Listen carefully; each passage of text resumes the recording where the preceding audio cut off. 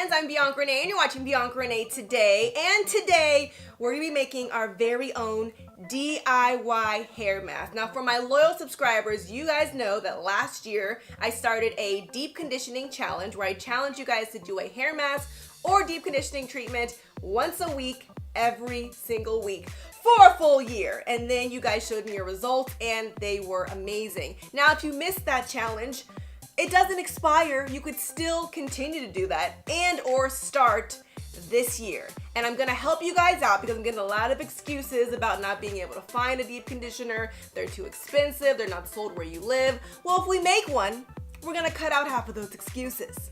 And this mask that we're gonna make today is also going to help with hair growth. So for those of you that have already committed to my Big Chop Challenge, I know you want them inches and you want them fast. It is gonna take some time, but using masks like this will help. So let's go ahead and get started. Let me show you my weapon of choice, which is aloe vera. You guys have seen me use aloe vera on my channel, but on my skin, when I did my aloe vera challenge on my face, wearing it every day as a mask, I made aloe vera ice cubes and rubbed the ice on my face every week, and I got some very interesting results. But it's only right, since I have a hair channel, to do a hair mask. Now the first thing you're gonna need, obviously, is an aloe vera leaf. This was left over from my face mask and I thought I should use it before it goes bad. I've been keeping it in the fridge, that does help, but I got this at Whole Foods and it was about $2. Now what we're gonna do is, we're gonna cut off this big, ugly, chunky white part right here. If you are not old enough to be using a knife, don't.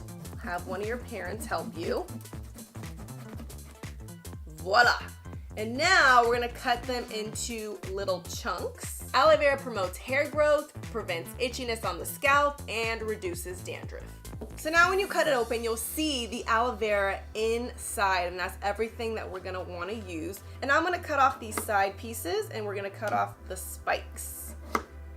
Aloe vera has a lot of benefits for your skin and your hair. When it comes to your hair, it's really good to help repair all the dead skin cells on your scalp, and it also acts as a great conditioner. It leaves your hair very smooth and shiny. Now to chop this up, I will be using a food processor. You could use like a NutriBullet, Magic Bullet, little blender, whatever you guys have. And I'm gonna cut off this excess skin gently. And then I'm gonna scrape out all the aloe vera. So there is all the aloe vera, full of all the nutrients that our hair needs. And we're gonna keep doing this for every piece.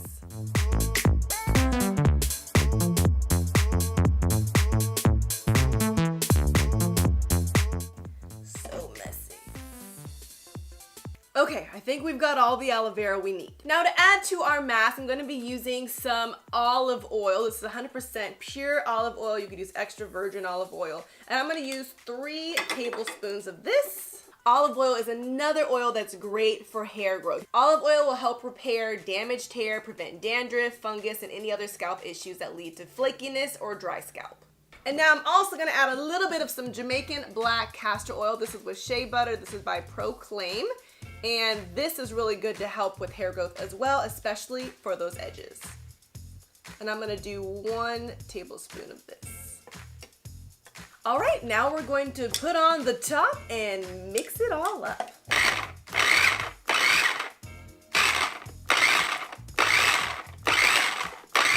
So now I want to separate the actual aloe vera gel from the other little pieces in there. So in order to do this, I'm going to use a measuring cup, and then you're going to have to go to like a shoe store and steal, borrow one of those little like socks that they give you to try on shoes. You could buy a nylon. I had a really hard time finding tights that were like thin like this and affordable. So yeah, just go to a shoe store, try on some shoes if it makes you feel better, and use one of these little socks that they give you.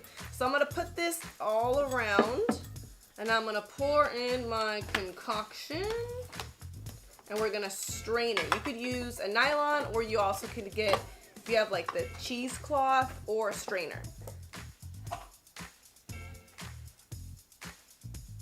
All right, and this is where it gets pretty messy.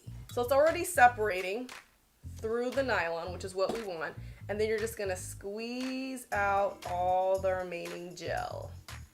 Oh yeah. That's what we want. That way the larger chunks will stay in the nylon.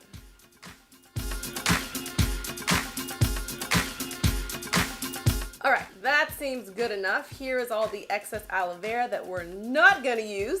And now we have our perfect little mix. So you can see it's a little watery, but just enough hold to where it's gonna be easy to apply. Now this is my first time adding oils to it, and I do see that the oils are separating from the aloe vera. So you could use the aloe vera first and then add your oils second if you want, but at the end of the day, they're all going in the same place. Okay, now at this point, it would be best to put it in a bottle with a nozzle, something like this, but I don't have one. I'm trying to use everything in-house to make it very DIY. So I do have these little travel size containers that I use when I travel, so I'm just gonna put it in here. Ooh, this might be perfect. Not bad. And there you go, your own DIY hair mask. So now let me actually apply this to my hair. Now all the videos I watched, a lot of people like to use it either as a pre-poo or a hair mask, and they're always applying it on dry hair and then detangling with a mask. Now I personally like to always apply my hair mask after my hair has been cleansed and I condition and detangle. That way there isn't any dirt or product buildup on my scalp or my hair. It's clean and it's already detangled, and I thought that's just an easier way to apply the mask. So I'm gonna shake this up a little bit, trying to get that oil to cooperate. And this is really good for your scalp, so I'm gonna start it right on the scalp. Ooh! And here we go, making messes. I guess I should section my hair. You guys know I'm not so good at sectioning. Let's really rub it in there so our hair is nice and shiny.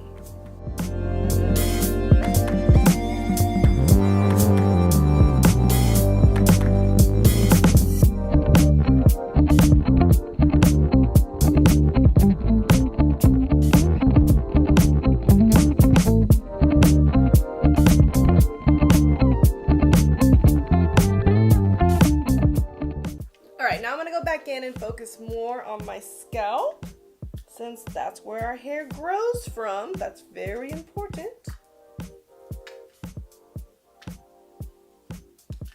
In the front of my edges. Oh yeah, now I'm gonna give myself a nice little scalp massage. All right, so I used almost my full bottle. I think my hair is completely saturated in my aloe vera and my oils.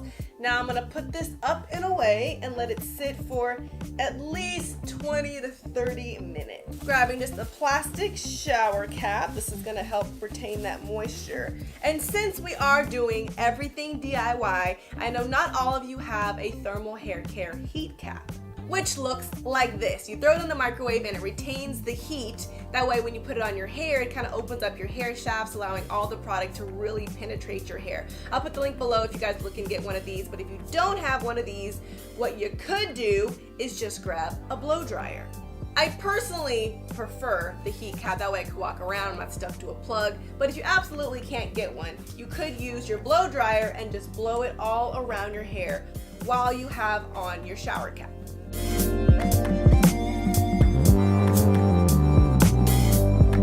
After leaving it on for maybe a good hour, actually I got a little sidetracked, but you know, it's all good. And this is how my hair looks now. So on the top I noticed it's so shiny, definitely more like plump and moisturized than when I first started. I'll show you a little before and after photo. This is how my hair was right before my treatment, just wet, no product. And this is how it looks now after using the treatment. It's shiny. The smell is not there, which I'm glad, because I wasn't really a fan of the aloe vera or the Jamaican black castor oil smell.